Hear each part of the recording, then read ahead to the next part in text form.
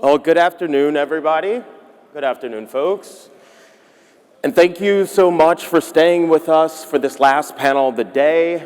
This program, which has been hosted by the Brennan Center and the National Constitution Center, it has offered such thoughtful and insightful conversation from leading scholars, and our hope is that we're going to continue that one with this third panel. You will bear with us. The breadth of this is, the scope of this panel is a little wider. We follow the last two panels to cover everything basically up until today. And so we'll try to get to it all. Without further ado, I do want to quickly introduce my panelists here in this conversation. So to my right is Amanda Shaynor, who is an assistant professor of legal studies and business ethics at the University of Pennsylvania. To her right is Ilya Somin, who is a professor of law at the Antonin Scalia School of Law at George Mason University. And then finally, last but not least, is Alan Trammell, who is a associate professor of law at Washington and Lee University.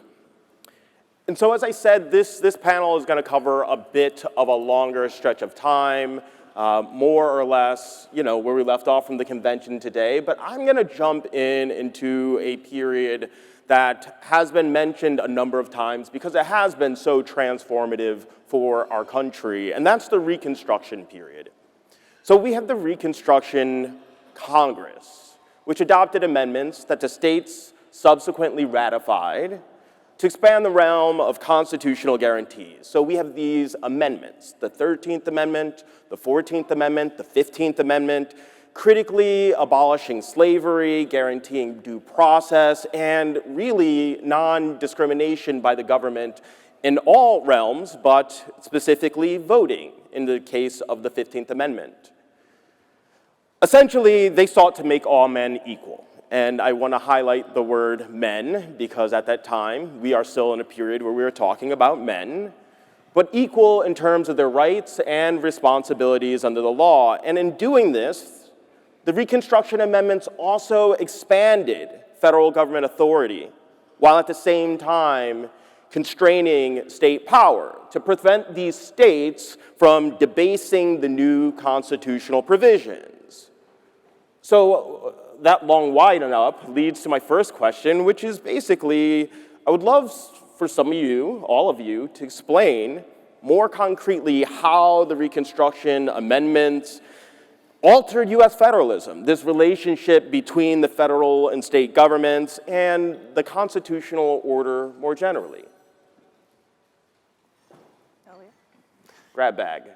Okay, so that's a question we could probably talk all day about. I'll just mention two things. One is obviously the original Constitution included very few constraints on state government's abilities to violate individual rights. There was the Contracts Clause, there was a few other things, but for the most part, states could restrict individual liberty as much as they wanted to, at least insofar as the federal Constitution was concerned. The Reconstruction Amendments obviously add a whole panoply of constraints on state government's ability to restrict liberty and property rights in various ways, both in the 14th and 13th Amendments and 15th themselves, but also in the incorporation of the Bill of Rights against state governments, which was a major transformation. Before that, the general assumption held by most people, including the Supreme Court, was that the Bill of Rights only constrained the federal government.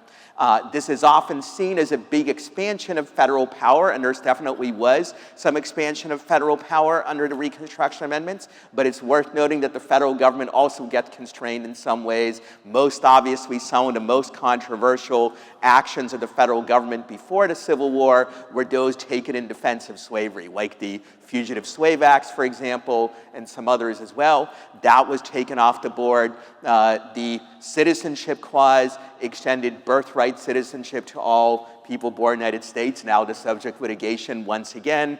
That constrained the federal government's power over citizenship, which had been significant before the Civil War.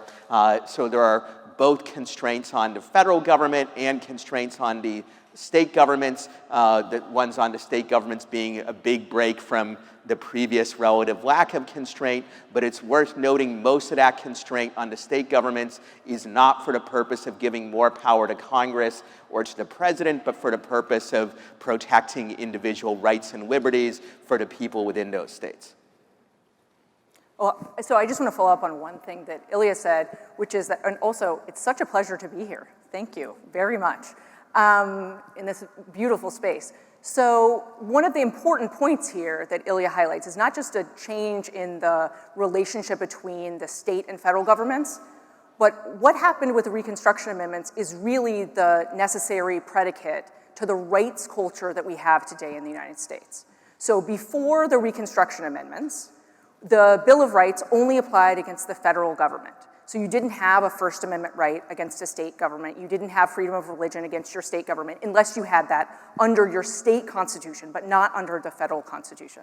And so what happened after the Reconstruction Amendments, in addition to what was important about them in particular, was that the Supreme Court over a period of time incorporated the Bill of Rights, which means applied them through the 14th Amendment against the states. And without that, we wouldn't have those Bill of Rights, all of the sort of like panoply of individual rights that we think that we have now, we get actually by way of the 14th Amendment in significant part. And so what happened with the Reconstruction Amendments was not just this important transformation about who the Constitution includes within its polity, right? Who is within the we the people, but also this fundamental shift of the relationship between individuals and governments at all levels and in terms of what their individual rights are. And I'll just add, by putting those together, Ilya talked about the structural elements, what changed structurally as a result of the Reconstruction Amendments. Amanda's talking about the rights culture that gave rise, or that was birthed by the Reconstruction period. And I simply want to zoom out for a moment and note that a lot of this remains very contested history. Some of the historians of the Reconstruction period will say that it's one of the most misunderstood periods in our history. Precisely because of that, there are these ongoing fights about constitutional interpretation, exactly what was promised by these amendments. And it's interesting to go back and to look at the Republicans who were elected in 1864, who were part of that Reconstruction Congress. We often talk about the Republicans and the way that they pushed back against Andrew Johnson, but in fact, the Republicans of that era were not monolithic, the same way that Democrats and Republicans today are not monolithic in terms of the way that they view the Constitution. And so a lot of the debates that we are having today about the nature of federalism, to what extent was federalism transformed by the Reconstruction Amendment? Were these little tweaks? Was this a massive inversion? All of those were live debates. The radical Republicans and the moderate Republicans did not necessarily share a common vision of that. And they debated what the ultimate goals of Reconstruction should be, whether that was going to prioritize bringing Southern states back into the Union, whether it was going to be trying to consolidate the gains of the Civil War, especially with respect to racial equality, and exactly what we mean by equality. It's worth noting, by the way, and we're probably going to get into this a little bit, but there are analogs in Section 1 of the 14th Amendment in the original Constitution. There's a due process clause in the Fifth Amendment that operates against the federal government. So too, there's a privileges or immunities clause. Well, privileges and immunities in the original Constitution, the conjunction doesn't make a difference. It's grammatical. So the question then is, what about that new clause, the Equal Protection Clause? That becomes the font of so much debate that we have to this day. What exactly is that promise of equality? Is it social equality? Is it political equality? What exactly does that entail? And so those ongoing debates very much remain live, and I guess where I want to leave it for the time being is to note that the framers of these Reconstruction Amendments did not think that they were resolving these questions for time immemorial. So I want to follow up there. You spoke about this contentious debate over the meaning of these new provisions, Alan. Today, it seems, at least from my perspective, that the Reconstruction Amendments often get short shrift. at least relative to the original Constitution. Now, there's a lot of litigation over the 14th Amendment, as you said, but it's not always consistent, and it doesn't always seem like that interpretation goes far enough to capture the conditions of today.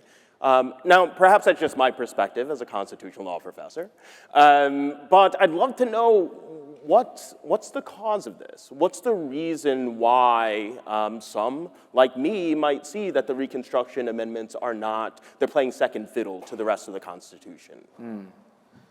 I'm not sure that I accept the premise of the question, in that I've heard it said for many years now, precisely what you just said now, that we're giving short shrift to Reconstruction amendments, but it's sort of like saying if enough people say that something is underrated, then after a while it's not underrated anymore, because most people realize at least something closer to its true importance. So then you can still argue that there are certain aspects of the Reconstruction amendments that don't get as much attention as they should, but I think if you look at litigation in courts, the 14th Amendment may be the single most litigated amendment.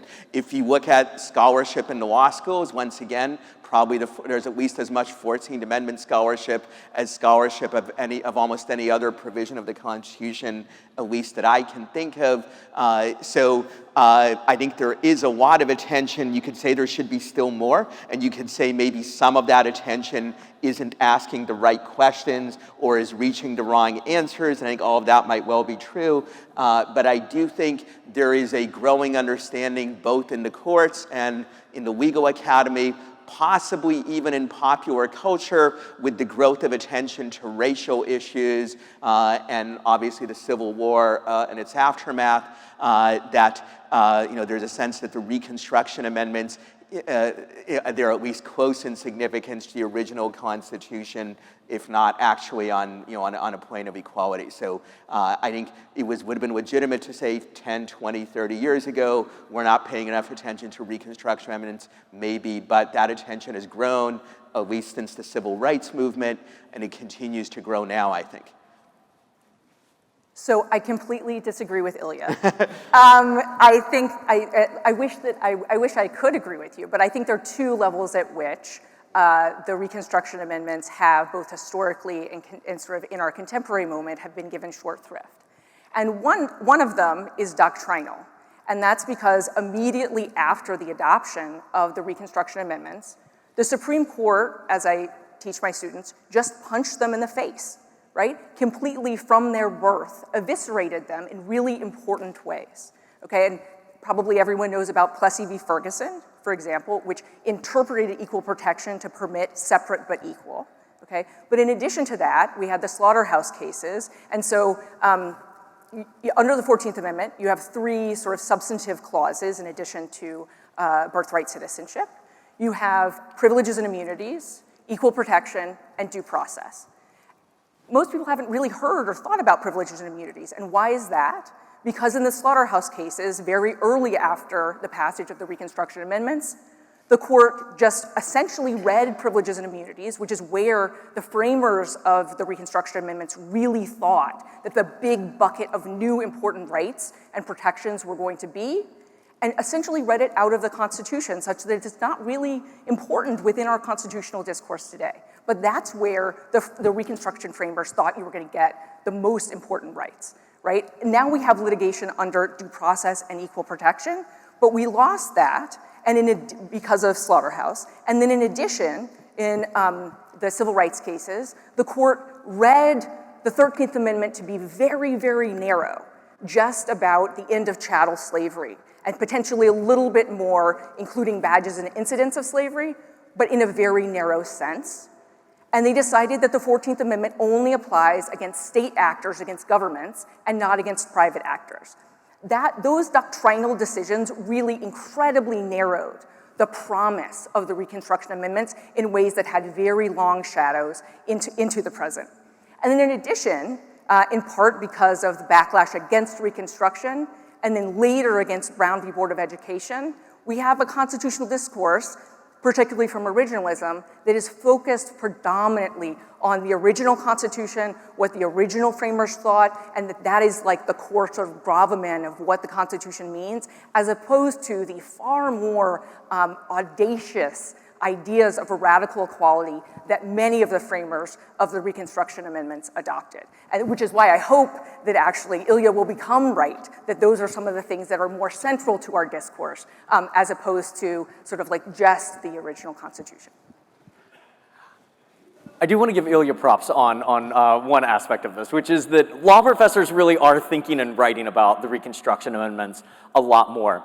I also think that Amanda's right, that there's a path dependency. That's the way that I talk about it with my students. There's a path dependency that comes with the civil rights cases, with the slaughterhouse cases, as the big, bold vision that the radical Republicans had for the Reconstruction Amendments winds up getting shrunken down to this almost unrecognizable shadow of itself.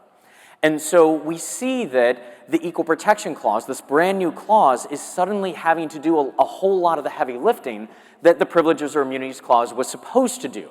We see that the Due Process Clause is now doing this backflip of having a substantive element to it, which Justice Thomas calls a contradiction in terms. And in some ways, he's very right about that. But simply pointing to those particular problems, those anomalies, is to ignore the history that Amanda was talking about. The fact that there were certain periods immediately after Reconstruction when we saw an enormous pushback from the Supreme Court, and we're going to talk, I think, about the period of Jim Crow, when you essentially see the Supreme Court giving Southern states carte blanche to largely recreate the badges and incidents of slavery that supposedly had been abolished in the 13th Amendment. One final note is that there was a whole lot of debate in 1866 and 1867 about the extent to which the 13th Amendment already handled a whole lot of these big goals of Reconstruction. Whether the abolition of slavery meant also the eradication of differences in race when it comes to civil rights, social rights, political rights. That, again, was seriously debated. That necessitated, in some ways, the 14th Amendment to try to resolve whether some of the Reconstruction statutes indeed could pass muster. So, again, these debates remain live, and I think that because of this path dependency, that's why law professors essentially are guaranteed full employment, at least the Commonwealth professors.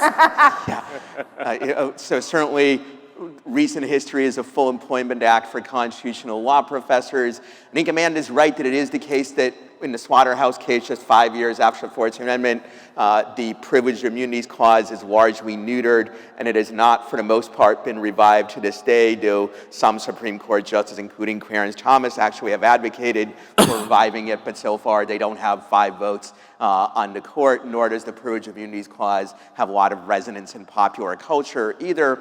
That said, I think there has been tremendous attention and also tremendous use for the other 2 big clauses of the 14th Amendment, the equal protection and due process. And I think due process actually is not actually true to say it was originally meant only to be a procedural protection, because due process of law was actually understood in a different way in the 19th century by most people than the way we today might understand those words. They did not think of it as purely procedural, but certainly with privileged immunities, that work that clause was supposed to do, it never really has done, because by a close 5-4 decision within 5 years after the amendment was ratified, the Supreme Court ruled that the Privileged Immunities Clause has only this narrow significance. I think that was a mistake. I'm not convinced that the civil rights cases was a mistake. That's something we could perhaps have a discussion about. Obviously, Plessy versus Ferguson was wrong, but that was part of a broader historical movement to sort of retrenchment after Reconstruction. But I think the Reconstruction amendments, particularly the 14th, continue to be major focuses of debate and discussion today, and they're a big part of the workload of the Supreme Court and other lower federal courts, and therefore I'm not convinced they're generally underrated, even though there are certainly some things that we should be using them to do that we haven't sufficiently use them for, and there are some parts of them that I think the Supreme Court and other political entities continue to misinterpret. I would be remiss not to just say that a lot of my scholarship has to do with the Reconstruction. So yes, scholars do love the Reconstruction period, and it does give us job security. And I would also be remiss not to pick up on 2 points. One is Ilya's point, which is that, you know, there is increasing amounts of scholarship and opinions that use the 14th Amendment. That said, where he spoke about the incorporation doctrine, that's also doing a bunch of it, right? So they're not technically writing about the 14th Amendment, but these other parts of the Constitution that the 14th Amendment incorporates so as to apply to the states. And then, just as Alan was bringing up, the debate about the privileges and immunities, and it's what exactly does that consist of? We had some understanding of what those were initially, but what exactly that would mean now, and if that genie could even get back in the bottle, as Justice Thomas tries to argue for so far unsuccessfully. But I do want to raise the point, Amanda, I believe you mentioned originalism, so let's talk originalism. Originalism, for most of you out here, most of you might have some idea, but it's at present pretty much, I'd say, the dominant theory at the Supreme Court in terms of constitutional interpretation. And what it says is basically the meaning of the Constitution was discoverable at the time of the founding, this public meaning of the Constitution. And so the Constitution takes hold at the minute of adoption, at ratification, and that's authoritative. And we can know what it means today and how that applies to current situations today by investigating that. And so if we ask the public then, we can figure out the meaning of questions today. I'd love to know more about the historical evidence for this methodology, this approach to interpretation. Was that something that the framers wanted? Do we have evidence from the convention, the ratification debates, that we are supposed to be interpreting the Constitution in this way that is, you know, reasonably static, back what they thought at the time of ratification? Can we enlist a guest panelist? I know. Jonathan, do you want to respond? So we didn't have, the answer, I think, as Jonathan Knapp's fabulous scholarship will tell you, is that quite the reverse. The framers were not at all originalists. And had I had a little thing to write on, I would have asked for that question because I wanted him to answer it before our panel. But this tells you a few different things, and I'll tell you. So one of the things I study is the way in which social and intellectual movements change the sort of popular meaning and understanding of the Constitution. And actually, where originalism as we think of it today came from is the 1980s. It came from the Reagan Revolution, and specifically from the absolutely brilliant work of Attorney General Edwin Meese, who was Attorney General during the second of Reagan's terms, okay? And in that context, he wrote, and his Department of Justice wrote and rolled out the idea and really popularized, didn't originate, but popularized the idea of originalism as we know it now, and particularly as led to a certain set of policy and ideological understandings that were popular and that he believed, I think that administration really believed at the time, but that included significantly the backlash to Brown and the idea that affirmative action was unconstitutional. And so the idea of originalism that we have today is certainly not the one, not the mode of the framers. So for example, Jefferson thought that we needed a constitution every 20 years, or for every generation. I guess generations maybe were shorter, okay? Because we had a changing constitutional project, and in fact, that's what we've seen. And one of the things I'll say about Meese, that is one of the reasons I think he's really, even if I substantively disagree with him, was sort of like incredibly thoughtful, is he understood how deeply our Constitution is a living, changing document, so much so that he knew how to maybe seed a set of ideas that would make a whole lot of people think, no, it's not. In fact, it's something that is set, and that is the only thing that the Constitution can be, and we must obey that history, and that leads us to a limited set of understandings of what the Constitution is, when in fact there are many more, and history, including Reconstruction history, might teach us very different lessons about what the Constitution can and should mean. So once again, I would challenge the question a little bit on two levels. One is actually there is a good deal of evidence of people using what we would today call originalist methodology in the 18th and 19th century. James Madison said at one point, to be sure, years after the Constitution was ratified, that it should be interpreted as understood in the ratifying conventions and by the people. If you look at a lot of 18th and 19th century litigation, you see many examples of judges on different sides of issues making what we would today call originalist arguments. That's true, for instance, of both the majority and the dissent in the Dred Scott case, that you see a lot of arguments about how this was understood in 1788 and 1789. Taney makes one set of arguments, Justice Curtis in dissent makes another, but both of them are making what we would today consider originalist points. The second point that I would make, perhaps more substantial, is that the justification of originalism, I would argue, does not in fact depend on whether the framers were originalists or whether the framers of Reconstruction amendments were originalists or whether any particular person in the past was an originalist or not. Rather, I think the best arguments for originalism are process and consequence based. One set of arguments developed by John McGinnis and Michael Rappaport is the idea that the original meaning is better than living constitutionalism because the original meaning went through a supermajoritarian ratification process and is better for that reason. It's more likely to create beneficial rules when the rules have to go through that process. Another possibility is that there might be other reasons why the original meaning generally creates better consequences than letting judges make changes through living constitutionalism or just deferring to whatever the political branches want. So I think the best justifications for originalism are ones that do not in fact depend on whether James Madison or George Washington or John Adams or other, or for that matter, the framers of the Reconstruction amendments themselves believed in originalism or not. And obviously also there are many originalist arguments and theories of originalism that long predate Ed Meese and the Reagan era. Obviously, there are different versions of originalism, and Ed Meese and his cohorts had a particular version that they were trying to promote, but the basic idea of interpretation in accordance to how the Constitution was understood at the time of ratification, that long predates Ed Meese by probably almost 200 years. Alan, can I ask you a follow-up question?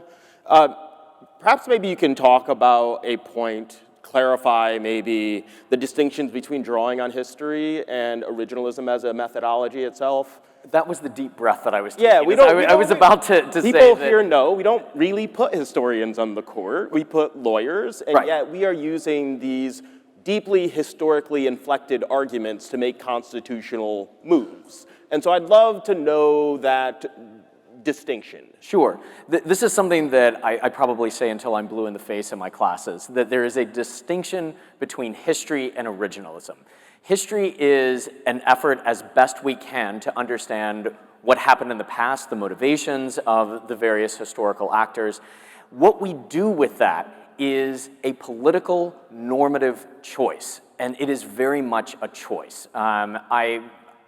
I would certainly agree that what might pass as at least a pseudo-originalist move can be seen over decades, perhaps even centuries, but the originalist project, in its current form, I think Amanda is right, really is something that traces back to the very recent past. And so how we understand that distinction between history, being attentive to history, being curious about it, drawing on history, is very, very different than saying that that is our destiny. And so it is good and right that judges will consult history, that they will consult historical traditions, experience, but also that they will take account of the consequences of their rulings, that they will look at the actual text and the extent to which there might be tension between text and that originalist gloss, if you will. So, for instance, if you look at a lot of European countries, they very much will consider drafting history when interpreting certain constitutional provisions. But they go beyond that. They use other tools. They're much more eclectic in terms of the tools that they use. Now, that's not to say, well, if they're doing it, they're sophisticated, and therefore we should try to do the same thing. But it is to say that maybe we should be a little bit more reflective about our constitutional methodologies and to recognize that there is at least a debate there as well. One of the things that drives me crazy is when certain people, and I am casting no aspersions on anyone in this room, but when certain people will act as though somebody who is not an originalist doesn't just disagree with them, isn't just advocating a different methodology, but that those people are not doing law. That is what really drives me crazy, because originalism is not law, it is a methodological choice that we make. And we can make all sorts of methodological choices that are informed by history, but ones that don't require us to slavishly follow that history. Well, so I'll just follow up a tiny bit about how do we think about not just originalism, but this really broad and very important question about what the role of history and arguments from history should be within constitutional law. Because if you think sort of like more broadly about history, we can learn a ton of things from history. We can learn about good things that we might emulate. We can learn about bad things that we should seek to avoid. We find heroes, we find villains, right? And originalism just looks at a certain part of history and says that's the thing that determines what the Constitution means, whereas in fact we can look at a whole broader set of history, including the voices that were locked out from, for example, the moments of the founding or even in Reconstruction, and say that we will listen to more folks, like we'll listen to Frederick Douglass, right, or Louis Stanton, or other people who might actually have been important contributors to the constitutional project. And if we think about history in that much more broad way, history actually can be a source of learning and guidance of what we maybe want to do, but it's also really publicly important, right? So if you think about history, what history does, it's about the stories that we tell about what the Constitution means and what our history means. And that's really important, but it's also important because of the histories and the stories that we leave out. Because what history does is it encodes what is normative, what should happen, what is normal, what should we expect, including from our institutions and from our Constitution. And in that way, I do think it's very important that we try to open up the world of history, including to Reconstruction and beyond, so that we can have more voices in what is the sort of like larger multiracial democratic process. Can I just piggyback a little bit on that? Yeah, go for it. Before you jump in, Ilya, to note one example, because we have been talking about the Reconstruction amendments. The history of Reconstruction has been reinterpreted many, many times over the last several decades. And part of that is this project of inclusion. One of the things that many people in this room probably learned is that Reconstruction was an abject failure. Well, that is a particular thesis associated with the Dunning School of Reconstruction, and that's been interrogated quite vociferously by including more voices, including the voices of the freedmen in particular. And understanding that history then sheds light on constitutional praxis, and as I say, what we then do with that becomes a political choice down the road. Yeah, so it's interesting you made that point about the idea that Reconstruction was an abject failure. It's definitely true that idea originated with the Dunning School and the racists of that era. Ironically, in more recent years, have been taken up by what you might call the opposite side of the political spectrum, the critical race theory people and others who say Reconstruction failed because racism is inherently embedded in American history and institutions, and therefore we need to reject this entire sort of project of liberalism and instead have something else. So there's a kind of convergence of the Dunning School and some people on the far left in saying the Reconstruction was a failure, when in reality what happened is it didn't succeed nearly as much as it should have and could have, but it was still a big improvement compared to what came before, which was, of course, was slavery. But in terms of thinking about originalism in history, I agree originalism in sort of historical research is not the same thing, because originalism asks a particular set of questions which is narrower and different from those that historians might ask in other contexts. So you might say, why, ask those questions that originalists say we should ask, as opposed to just look at the entire sweep of American history and include all the possible voices. One possible answer is that the original meaning is what went through the supermajoritarian process of lawmaking, whereas what people thought at other times, while it might be right or wrong, that's not what went through it. But the other is that I think if you look at the two big moments of constitutional transformation in American history, where the text of the Constitution was created and changed, the original Constitution, and then the Reconstruction era with the 13, 14, and 15 amendments, you see periods when the ideals that people were trying to promote were actually really good ones, those of Enlightenment liberalism, liberty, and equality. And if we're going to choose sort of what periods of history we want to build constitutional interpretation on, it should be ones that promoted those high and beneficial ideals, even if though they certainly didn't fully succeed in instantiating them. If you want to be more inclusive and include the long sweep of history, then you're going to include, it's easy to say you want to include the voices of women and minorities, but if you're going to include all periods of history and all evidence from all eras, then you're going to get the redeemers, the people who wanted to reverse Reconstruction. You're going to get all sorts of horrible and unjust political movements from various periods. I would say one reason why I'm willing to be an originalist about the US Constitution is because the lion's share of the original meaning of our most important constitutional provisions was created by these two generally beneficial and liberal-minded movements, the original framers, and then even more so the Reconstruction framers. If we had a different history, then I think that would be an argument against originalism, at least from my point of view, where I think originalism, like any constitutional theory, has to be justified by its results rather than because people who lived 150 or 200 years ago, we have some sort of inherent obligation to obey their will, which I don't believe that we do. I'm going to move away from originalism for a second. Forever? No comment.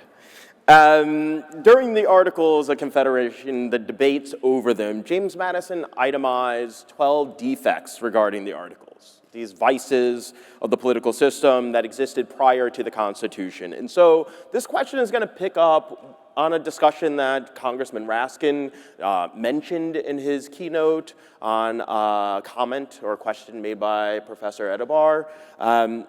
I want to talk about the presidency, right? We had this listing of defects, most of which had to do with state encroachments on each other, not paying these requisitions, not demonstrating that necessary comity for a union. And so notably absent from these defects was anything about the executive. Now, we know the presidency today is not the presidency of the framers. The presidency itself wasn't the primary focus of the convention. Much of the discussion came later after they decided how they were going to vote for the presidency. And we had this sort of backdrop, this ominous sort of vision or specter of King George, right? And at the same time, we had this huge stature of George Washington, who was going to be the president in front of the convention. And so we have this discussion of this office, sort of limited, slighted, and now we have this executive today, which has grown over the period of centuries to become a huge position.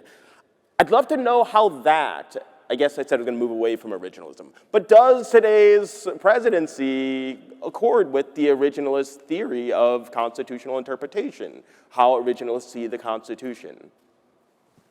I think pretty obviously not. As you said, the power of the presidency has vastly expanded since the 18th century, or even since 100 or 150 years ago. Some of that has to do with the president grabbing power compared to other branches of government, which he's often well positioned to do because it's easier to make decisive action when you're one person in an administrative hierarchy as opposed to when you're 535 people in Congress. But some of it has to do with the growth of the federal government generally, also often in ways not in accordance with the original meaning, which has made it difficult to prevent the growth of executive power in an era when the federal government regulates or taxes or both almost every aspect of our lives. It's hard for Congress not to delegate enormous amounts of authority to the executive, which then further grow this office and further create serious problems and dangers. There obviously is an argument that all of that or most of it is justified because of the needs of the modern world. I largely disagree with that. I think actually having a more complex world means that the case against governing it from one central government actually is stronger in some ways than a supposedly simpler world. But whatever you think about, whether the development is a good one, it certainly is a development that has gone beyond the original meaning. I will make one point, though, about King George, and I'll stop, that we today think of the revolution as a revolt against the tyranny of King George III, and of course, the Declaration of Independence singles out the king and criticizes him. But in reality, British government in the 18th century was already one where Parliament had a lot of power, and the guy who actually implemented and conceived of many of the policies that led to the American Revolution was not King George III, but Lord North, the Prime Minister, who's usually not thought much about today, but he was at least as much responsible as George III, and the framers, of course, well knew that, and that may be one reason why they were at least as much afraid of legislative power as of the power of a separate executive like the king, because they remembered Lord North and his depredations, even if today most of us don't. I don't have a ton to add. I mean, I think that Ilya's right, that our current imperial presidency in no way accords with the presidency that was envisioned in the late 18th century. The one thing that I would add to that in terms of updating our understanding, I guess I would push back a little bit on the idea that a stronger presidency is not needed in the modern era. I actually do think that a stronger president is needed in certain arenas. You can think about waging war. Our current Congress, all due respect to Congressman Raskin, is not capable of waging a war together. So this might be an area where you would say, okay, it's important that the president have the ability to act with energy and act with dispatch. The flip side of that, though, is that one of the things that political scientists look to most frequently when thinking about democracies in decline is a concentration of executive power. And that is something that we see across a number of countries. It has been a warning sign at various points throughout our history when there has been too much concentration of power in the executive. And it gets especially dangerous when you look at some of the other threats to democracy that are present now, but that's not the question on the table. I want to add just a little bit to that, is that, so certainly it is the case that we have a far stronger executive than anybody at the founding possibly could have envisioned.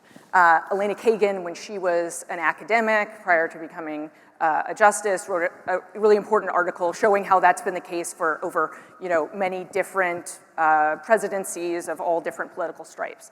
I think that the moment we're in terms of the claims to executive power, though, really stand pretty sharply more aggressive or robust than in earlier eras, except for maybe in the kind of like 9/11 period. But even with regard to that, those claims were for a much more narrow set of things, as opposed to now sort of like more global invocations of Article 2 as giving not just executive power to rule by fiat through executive orders and memoranda, but also to say that that is exclusive and preclusive authority of the executive, meaning that there is no judicial review.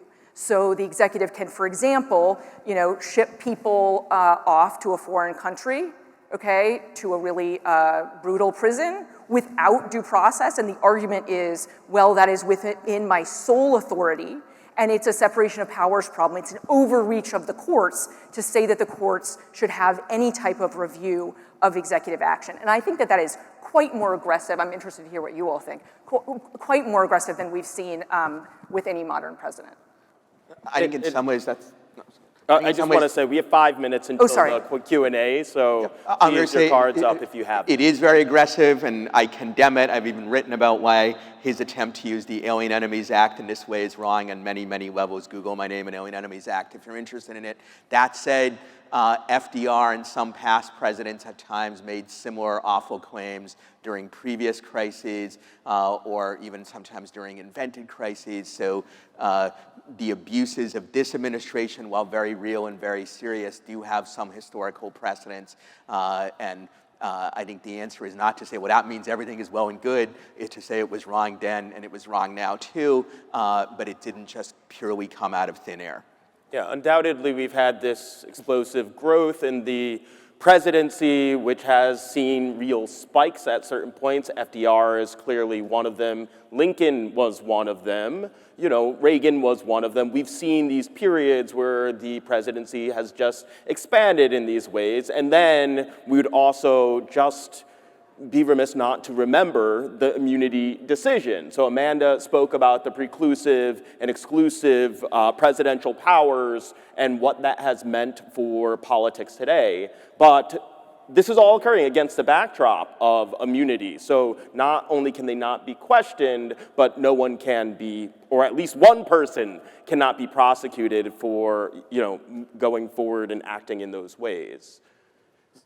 So I think that was a bad decision, and I've criticized it. That said, in the entire history of the United States, not once have we actually criminally prosecuted and successfully convicted a president for things that he did while in office, even though, frankly, there are times where we should have done it. Like FDR, I think, should have gone to prison for the Japanese internment, and there's other examples like that. And the immunity decision itself, it is, to put it mildly, not a model of clarity. It does not simply say the president gets immunity for everything he does while in office. Rather, it says for core inherent powers, he has total immunity. For other official acts, maybe he has immunity and maybe he doesn't. Maybe we'll tell you in a future decision how much immunity he has in those situations. So that, I think, was a bad decision. It's vague, it has problems, but it should not be said that it gives absolute immunity for everything a president does in office, because it doesn't say that. And to suggest that, I'm not that you necessarily suggested it, but to suggest that it does merely just reinforces certain hubris that currently exist in the White House or may exist in the future.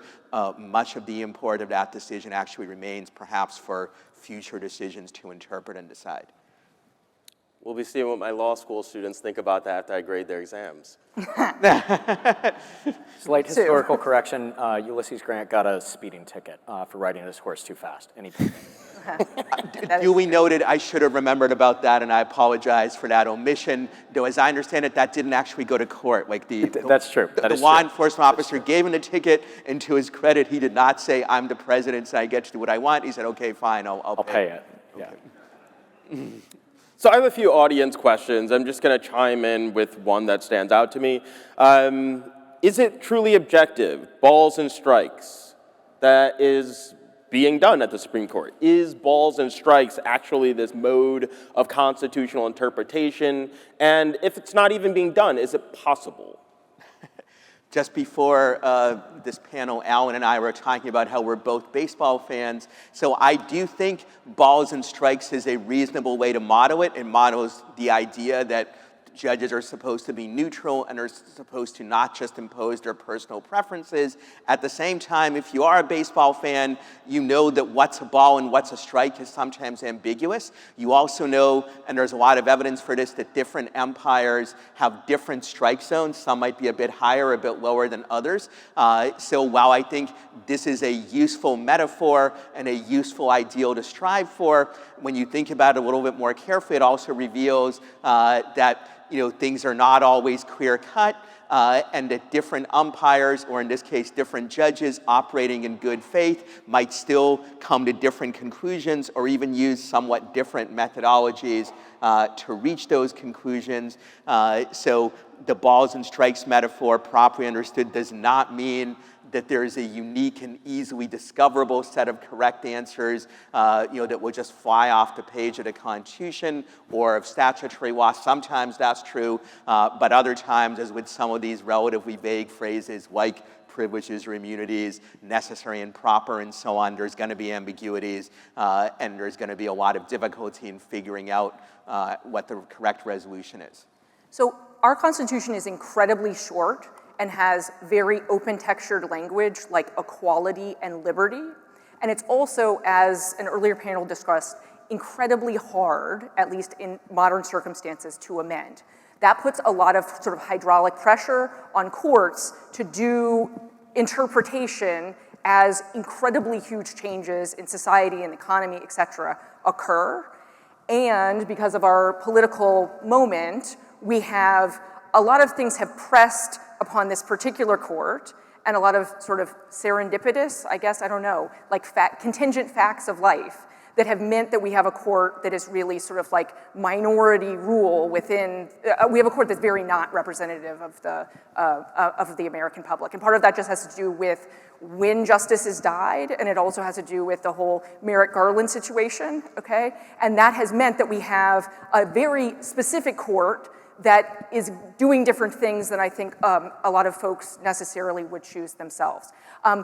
One of the things that means, I think, is that we do need court reform, particularly in terms of having term limits for justices, so that every president or every term gets to appoint a president, a justice, which means that we will have a more representative and a less sort of like politically fraught sort of like push towards grabbing seats on the court with the goal of controlling what constitutional meaning is in important ways. Let me just add two things to this part of the conversation. One is that there can be very, very different methodologies in terms of how a judge approaches a statutory interpretation question, precisely because statutes are passed by a majority of Congress. They can be relatively easily repealed, as opposed to constitutional interpretation. Those are very, very different enterprises. And I think that you can be a textualist when it comes to statutory interpretation, but then recognize that a constitution is a fundamentally different document. It's a framework document. I think that Professor Roosevelt was alluding to at least that particular conception of the Constitution. And to recognize as well that there is not going to be a single right answer to the meaning of these open textured provisions like equal protection, due process, and the like. There will be certain provisions that are seemingly ironclad. For instance, that the president has to be at least 35 years old. Some of us also think that the 22nd Amendment is ironclad, that the president only gets 2 terms, but apparently that's up for debate now as well. And so I would simply note that balls and strikes, Ilya's right, is a useful metaphor. The one other thing that I would say is that when we think about balls and strikes, it implies that there is a methodology. And that doesn't necessarily mean a single methodology that people have to adhere to. We talked about originalism earlier. In fact, throughout most of United States history, there has been a pretty eclectic approach to constitutional interpretation, drawing on all sorts of different sources in trying to understand how we cash out the Constitution today. And again, to come back to something I was saying earlier, I think that it behooves us not to cast aspersions on people who disagree with us methodologically to suggest that somehow they are not doing law if they don't share that methodology. Yeah, so I want to sort of combine a couple questions here, but it picks up on Amanda's point about amendments. John and I wrote about amendments in our book, The People's Constitution. The Brennan Center has taken a position about Supreme Court reforms. I've had many others. And I guess I want to sort of combine some questions and bring it back to the Articles of Confederation. So the Articles of Confederation are OG, or our OC, as you will, the original Constitution. Turns out that the Articles were just this first draft, and it raises the question, is this just a second draft? You know, when we were writing this book, I wrote a piece for The Atlantic called America Needs a Third Reconstruction. Does America need a third constitution? I say yes. And in fact, that's one of the projects that I'm working on right now. I alluded earlier to various indicia of democracies in decline. A number of political scientists recently have been writing about this. In addition to concentration of power in the executive, they will point to rising income inequality. They will point to vociferous debates about who is included within a polity. And they will also, fourth and finally, what did I say? Concentration in the executive, rising income inequality. Oh shoot, I'm forgetting the fourth one. The Department of Education? Wow, touche. In any event, we have all four right now going on in our country for the very first time. So I know that people will say we have weathered significant storms in the past, we have survived a civil war, but we have never faced quite the same challenges that we do at this moment in time. And I don't know exactly what that looks like. Article 5 probably is not, at least if you subscribe to a notion of popular sovereignty, the only way that we can amend the Constitution. And exactly what that looks like is something that I think scholars and the people need to be grappling with, lest we find ourselves in another civil war.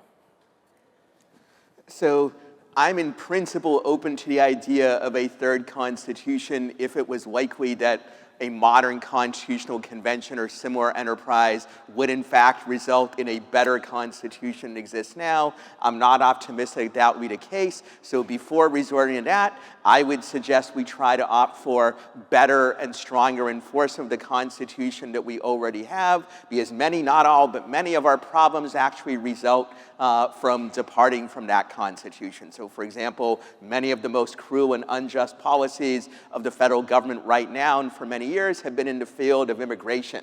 Under the original Constitution, as James Madison and Thomas Jefferson pointed out, the federal government doesn't even have the power to restrict immigration. If we go back to that, or at least go back closer to it, we won't have ICE agents grabbing people in the middle of the night and acting like jackbooted thugs. We won't have a lot of the cruelty and evil that we have in our society. Similarly, the war on drugs is not authorized by the original Constitution. Remember, they had to have a constitutional amendment in order to allow alcohol prohibition to be federally prohibited. That's because there's no such power to prohibit possession of substances and for the federal government to determine what is allowed to go into your body and what isn't. If we enforce that limit on federal power, we would eliminate many of the other injustices in our society. About half of all federal prisoners are war on drugs prisoners, and about 20%. At the state level, much of the state war on drugs is also dependent on the federal government. And I can go on with many other examples like this, but part of our problem with creeping authoritarianism in the presidency and unjust and deeply flawed policies is because we've allowed the growth of a wide range of powers that are not permitted under the original meaning of the Constitution. We also have a lot of violations of individual rights that are not permitted under the original meaning. To take just one example, our housing crisis, which is a severe social problem, is in large part a result of exclusionary zoning, which under the original meaning of the Takings Clause of the Bill of Rights, I have an article on this, is not actually permitted, or at least not without compensating people. So there's many examples of this. I don't think the Constitution can solve all our problems, but if we enforced it more rigorously, we could at least greatly diminish a great many of them. So The fourth one was extreme political polarization. Extreme political polarization. Not that which see that. we definitely have now, yes. Okay, so Thank you. I actually really agree with both of you, because I think that actually we have a continuing project of changing constitutions. I don't know if we're even on our third or on our many, many multitudes of constitution. And part of the big question of constitutional law is this question of how to connect the moment of the present to a moment in the past of lawmaking, right? And that really is why how we talk about history and how we've had a lot of history today, right, is really important to how we think about the Constitution. So I teach constitutional law, and I have a bunch of people ask me, like, isn't that horrible today? Like, isn't this, like, it's really sad to teach constitutional law today? And I'll say, no, I don't think it's sad. I think it's really hopeful and promising, and that's because if the American constitutional project is anything, it is a project of change. We really have, in many ways, sort of like had the idea of Jefferson that we will have a constitution every new generation. We will interpret something that is very short and very open-textured in very different ways. And I think that that means if there are things that you don't like about our current moment, it really is for us, we the people, to build and create a new project, including in response to these 4 bad things that Alan points to, but so that we can have, in our present moment, a constitution that does speak for all of us. Those words, we the people, as said earlier, we're not in the Articles of Confederation. We're included in the Constitution. Notably, they were also excluded from the Confederates' Constitution. They went back to the idea of states. So I want to leave the people with some wisdom. What would you, at the end of this discussion, which has been great, so thank you, what would you leave the audience with today?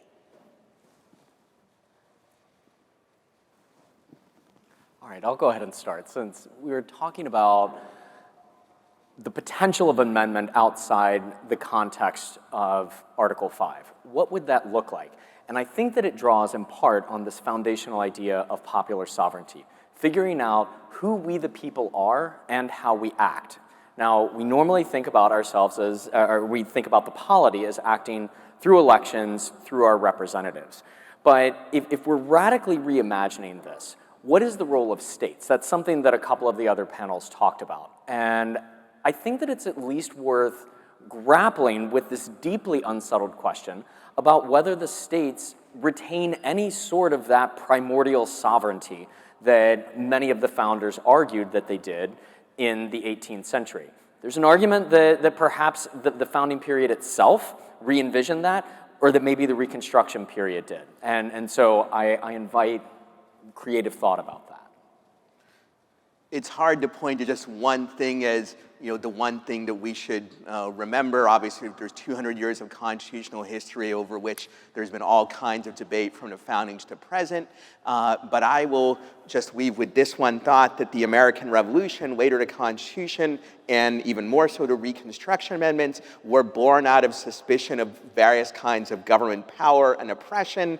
And at times since then, including in the current moment, we've lost sight of that and have allowed power to grow and to become more concentrated, both in the hands of one man, the president, but also in the hands of the federal government more generally. And when it comes to even state governments, we often have been inadequate in our protection of various kinds of individual rights against their depredations as well. So I think the path forward for us is, the best path at least, is to recapture some of those limits on government power that we've allowed to get away from us, and also, of course, to think in the future about both how we can do what was tried to do during Reconstruction, which is to both expand the amount of liberty that is protected, but also to expand the range of people who get that protection. In that era, obviously, the most obvious goal was to expand the range of people to the freed slaves, but at that time, many also recognized it should be expanded in other ways, including to women. In our time, we have a lot of liberties that are threatened in various ways, but we also need to make sure we expand it to more fully to people who are not citizens, undocumented immigrants, and the like, who are today's analog of blacks victimized by the black codes or the fugitive slave clause. I really think that the sort of like pressing project of the present is wrapped up in polarization, right? Because the idea of the Constitution is that there is a we the people, and I think there is growing mistrust and concern over whether or not there is a we the people, or whether in fact we're sort of like dividing into different camps, and potentially that we have a government that wants certain people to win and other people to lose. Right? There's retribution, and there's sort of like winners and losers, and that's an appropriate thing. And I think our Constitution, no matter what our differences are on sort of like some of the things we think about, it's that the idea is that it is for everyone, and that we the people requires at a basis that we buy in as a polity to the notion that we want to have a future together, because that's what the Constitution is about. And so I do think that what we need to do is think better about how we can talk to each other across difference, and about the importance of the continuing constitutional project. I think that's a great place to leave off here. Thank you very much for a great conversation. Thank you, everybody in the audience.